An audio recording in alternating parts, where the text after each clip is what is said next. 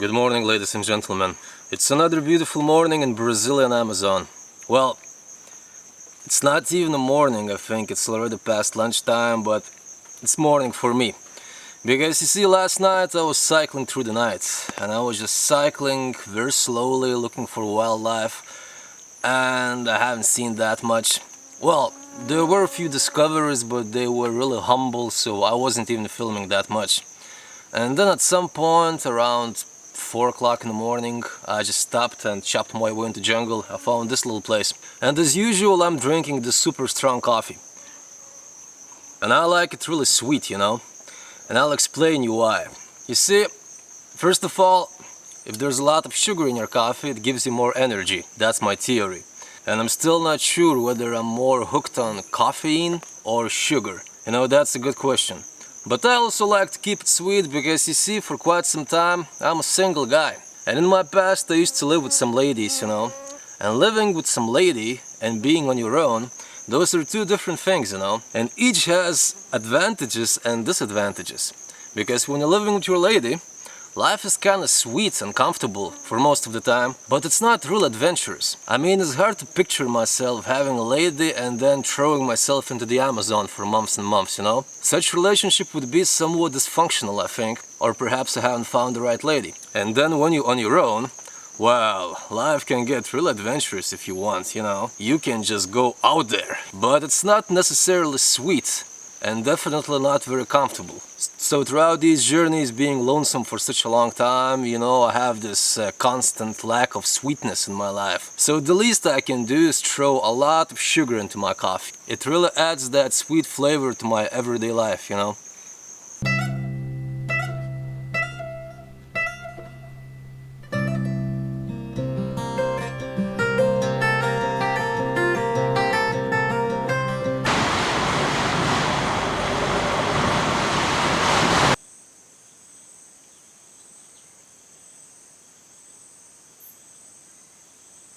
You know, this is one completely fascinating stretch of the Highway 319, because you got two giant protected areas on each side of the road.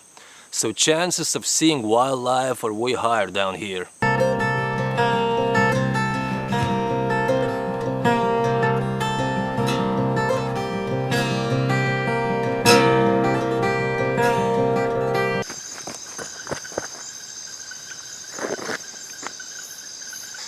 So a lot of people out there believe that rainforest is just full of snakes, as if there are snakes on each and every corner and they're just falling from the trees. But reality is far from that. I mean, there is a great biodiversity here, arguably the greatest biodiversity on the planet. So there are very many species of snakes. In fact, there are very many species of everything. But diversity and abundance are two different things. And frankly, sometimes finding a single snake in the jungle might be tricky. Because first of all, density might be pretty low. And the second reason, each and every one of these species, they have their own microhabitats. So they just disappear in their environment. And it's very difficult to see one. And then even if you see that snake or that creature, it's really difficult to catch it. But from my experience throughout this trip across the Amazon rainforest, this is arguably the most common snake out here. This is either Pseudoboa nuvidi or Pseudoboa coronata. Those are two very closely related species and they look very much alike. And I kept on finding these snakes in the eastern Amazon, and I'll keep on finding them in central Amazon when I find myself at the moment. In fact, I believe they appear in every fourth or fifth video of mine. So if you don't find any snakes, at least you will always find this one. And this is an adult, this is a fully grown snake. It seemed to be pretty healthy, good looking, and they never bite, they never strike, they're strictly nocturnal. And I've noticed that you can find these pretty much everywhere. Crossing the roads, deep in the jungle, in higher places, in swampy areas, they're just all over the place, really.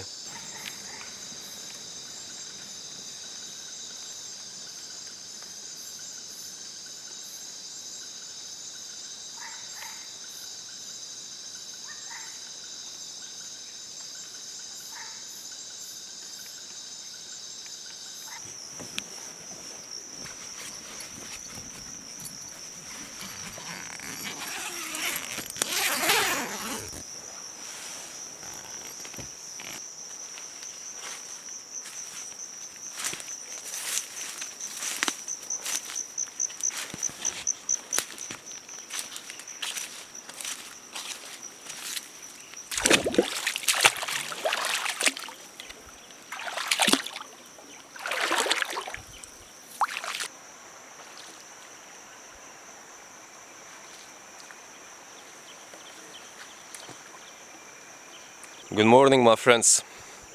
So last night I was just slowly pushing forward, looking for some wildlife.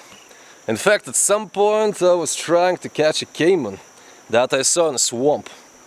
So I was just walking through the swamp and I was trying to get closer to the bastard and somehow to sneak behind and grab it. But each time I managed to get closer, he just dives under the water and he emerges in some other spot, like 5 or 10 meters further. So after multiple failures, after a long time of playing cat and mouse with this caiman, I just gave up and I just kept on cycling.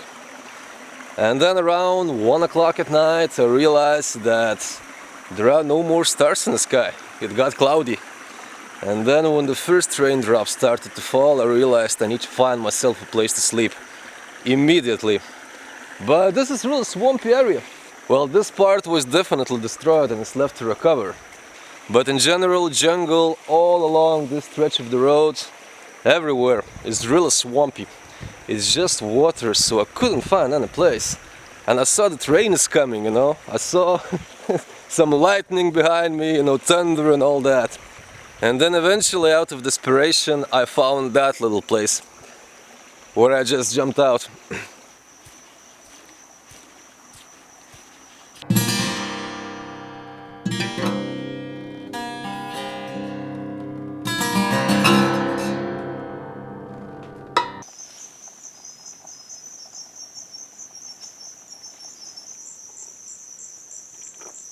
So last night, around 3 o'clock in the morning, I heard some noise. Some large mammals were passing by, a group of mammals. But I was sleeping, I just opened one eye and I went back to sleep. I just passed out. But then 2 hours later, around 5 o'clock in the morning, I heard the same group of animals again. So I jumped from my hammock and I picked up a flashlight. And there was a group of peccaries, probably 5 to 8 peccaries. Right here, right next to my camp, you know, just passing by. But once they saw me, they ran away straight away. I failed to film anything. But where I was going with this is that rainforest really feels different when you find yourself in a protected area or some unspoiled jungle versus when you find yourself in a place where there are people around. Because in rural Brazil, all throughout the Amazon, people hunt everywhere. I think I meet some people hunting every other day, at least 1 or 2 dudes with rifles. So at least regarding mammals, larger mammals, overhunting is a big issue. And now I find myself in a really remote area, literally in between 2 protected areas in fact. So I think there isn't that much of hunting going on out here, you know, and it feels really different. And just like 15 minutes ago I was packing my stuff and a group of monkeys passed by right above my head, and I still try to figure out which type of monkeys were those. Yeah, it's really different when you find yourself in a place where people don't hunt. At least regarding bigger mammals, it's a complete game changer. Like, it's difficult even to compare, you know.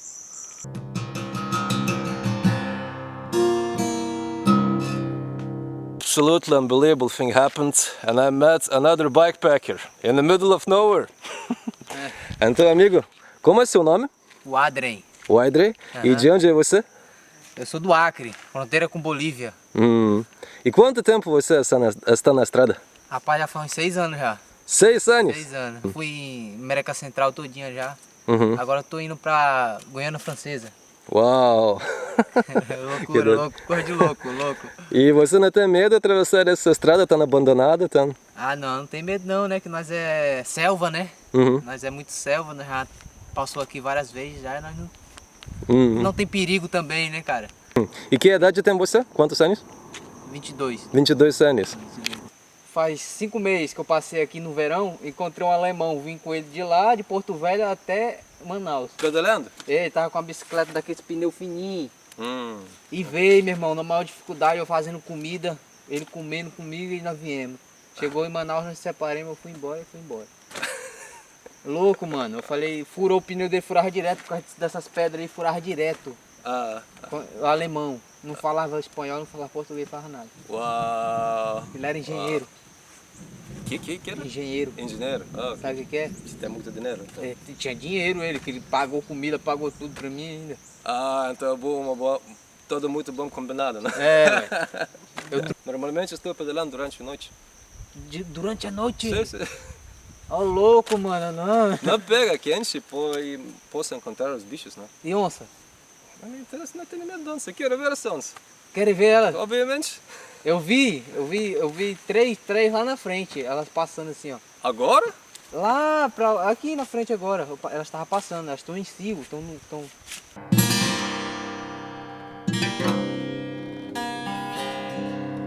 The rain is coming and we're about to get messed up.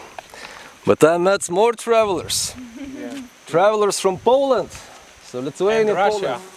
From Russia too? So Armenia, we could say. Okay, so Lithuanian dude, Polish guy and Armenian lady. This is Yeah. crazy. And where are you going next? What's your destination? Manaus. Manaus, okay. And how long are you down the road?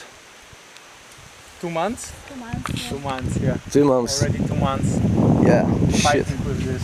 I think it's... we need to cut this interview short.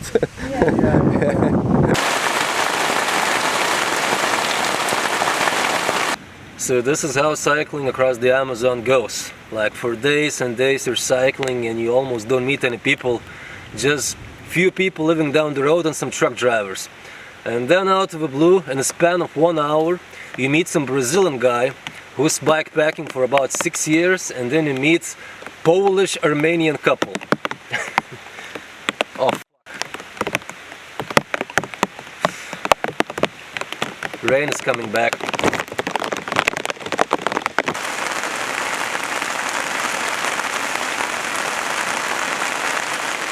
So it started to rain again, and now it's raining for about 1 hour already.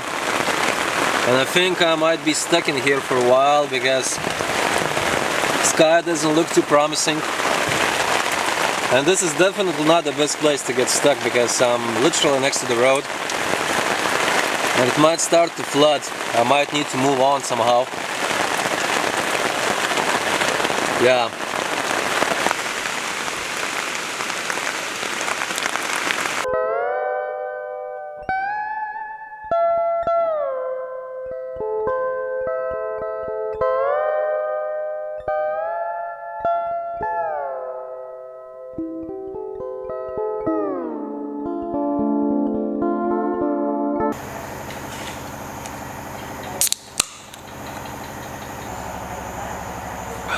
So today in the morning it seems like this could be a promising day, but then it started raining, and for some time, perhaps for like 2 or 3 hours, I was just hiding under this cover, trying to keep my stuff somewhat dry. And then I started cycling, and it was raining from time to time, but it got so muddy, it was so wet. And then I fell into mud once. And then I realized that my last flashlight for some reason gave up on working, probably humidity I assume. So I was just cycling while getting some light from my phone, which I also smashed as I fell into mud. So I wasn't filming much, but eventually I managed to reach this I don't know what is this, like a posada, like some kind of a guest house with a restaurant. Very basic. And I'm so destroyed and everything is so dirty. It was crazy, really crazy ride. And my bicycle is also making strange noises.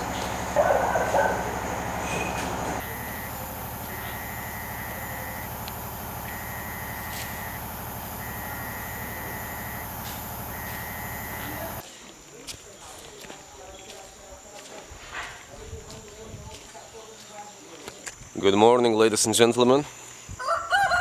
It's another rainy and foggy morning in Brazilian Amazon. And yesterday I was cycling through arguably most abandoned and probably most interesting stretch of this highway. But it was raining so hard, I got caught in some really heavy rainfall. And usually I'm pretty good at protecting my gear, well, relatively good. But yesterday some water leaked into my electronics, so it got really messy and a little bit stressful, I ain't gonna lie. So I just kept on pushing forward, and my original plan, well, if there was such a thing as a plan, was to stop somewhere down there and hide my bicycle and my gear and hike into the jungle. But yesterday, as I was checking my stuff, I realized that my main flashlight is not working anymore. And I was saving that thing for the later, for the better. But probably it got wet, and that's the reason why it's not working. And I was also keeping a little bit of energy in my power bank. But without my main flashlight, I can't see through the darkness of the night. And jungle comes alive at night, and without being able to see anything, there's no fun.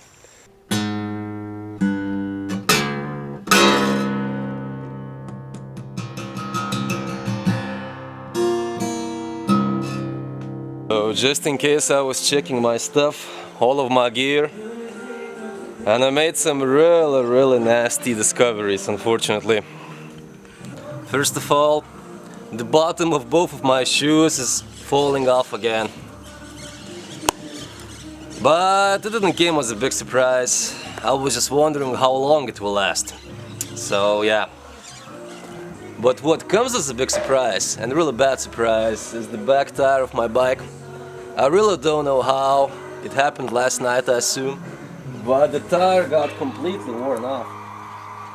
And now the inner tube is poking out. So now this tire can blow up at any moment. So I can't cycle anymore.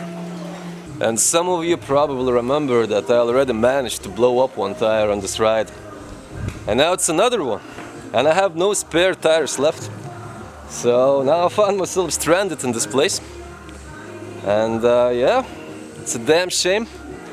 And I think I have no other option now but just try to hitchhike some rides. There are some cars, some trucks, even some buses passing by, so maybe somebody will help me out.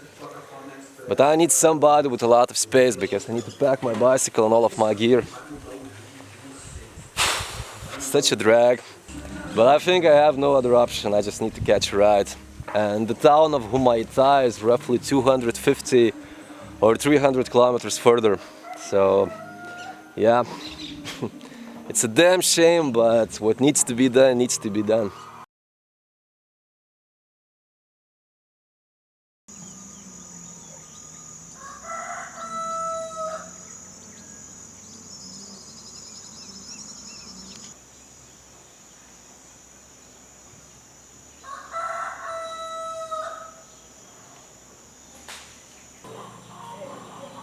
So yesterday I was sitting here and waiting all day long.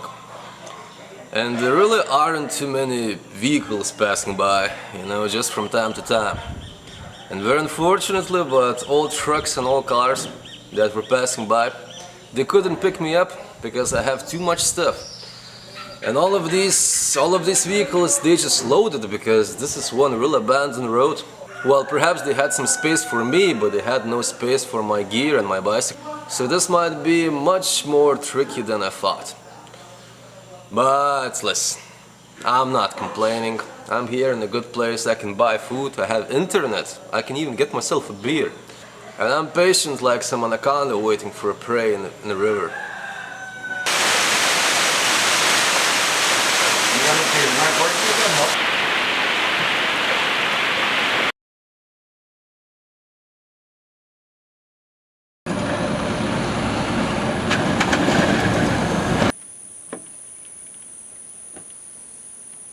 So just 1 day and a half of waiting and I managed to catch a ride.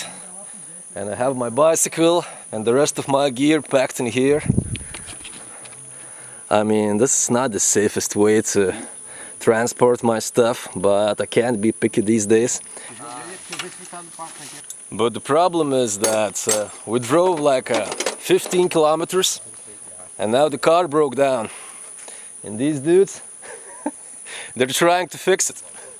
Olha lá, então não tá me sacaneando não, né? So, yeah, that's the Amazon for you. But we shall overcome. We shall overcome. Rock and roll.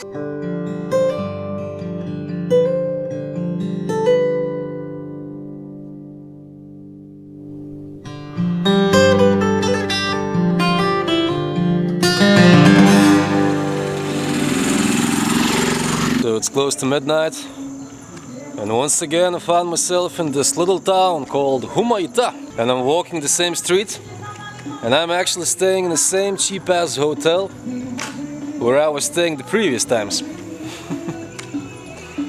And you know, I like Humayita. I like Humayita quite a bit because it's not too big, so there isn't that much of a delinquency, so probably nobody will try to steal this camera that I'm carrying in my hand at the moment. And it's always a little bit odd when you spend some time in the middle of nowhere and then out of a sudden you end up in some urban area with a lot of people, with a lot of noise, even if that urban area is as small as Humayita. It's a weird feeling, it's an odd feeling. Anyway, I really need to take a shower. God damn.